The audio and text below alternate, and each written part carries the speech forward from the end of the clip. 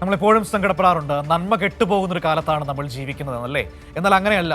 ഒരുപാട് മനുഷ്യത്വമുള്ള മനുഷ്യർ ഇപ്പോഴും നമ്മുടെ കൂടെ ഉള്ളത് കൊണ്ടാണ് നമ്മുടെ സമൂഹം ഇന്നും ഇങ്ങനെ നിൽക്കുന്നത് എന്ന് നമ്മൾ പറയാറുണ്ട്. അത്തരത്തിലൊരു കാഴ്ചയിലേക്ക് ഞാൻ നിങ്ങളെ കൂട്ടുകയാണ്. മിണ്ടാപ്രാണികൾക്ക് ദിവസവും അന്നമൂട്ടുന്ന ഒരു ചിത്രകാരനുണ്ട് മൂവാറ്റുപുഴയിൽ. വാരപ്പെട്ടി സ്വദേശി വിജയനാണ് കാക്കകളെയും പൂച്ചകളെയും എല്ലാം സ്വന്തം കുടുംബാംഗങ്ങളെ പോലെ കണ്ട് അന്നമൂട്ടുന്നത്. വിജയൻ ചേട്ടനൊന്ന് കൈകൊട്ടിയാൽ മതി. വാരപ്പെട്ടിയിലെ വീട്ടുമുറ്റത്ത് ഇങ്ങനെ പറന്നെത്തും കാക്കക്കൂട്ടം.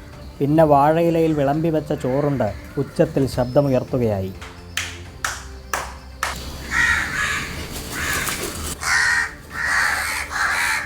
വിജയൻ ചേട്ടൻ പതിവായി അന്നമൂട്ടുന്ന മറ്റൊരു കൂട്ടരുമുണ്ട്.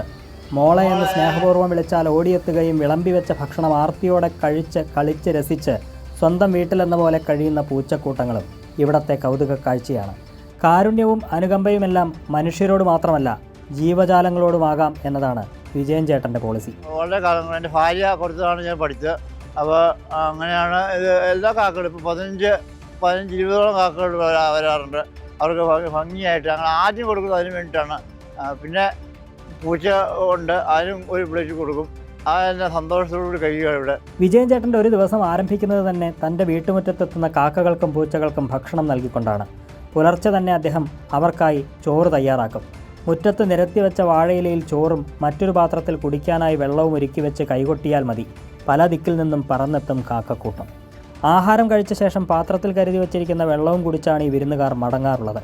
മനുഷ്യനും ജീവജാലങ്ങളും തമ്മിലുള്ള അഗാധമായ ആത്മബന്ധത്തിൻ്റെ ഇടമായി മാറുകയാണ് വാരപ്പെട്ടിയിലെ ഈ വീടും വിജയൻ ചേട്ടനും. കൈരളി ന്യൂസ്, കൊച്ചി.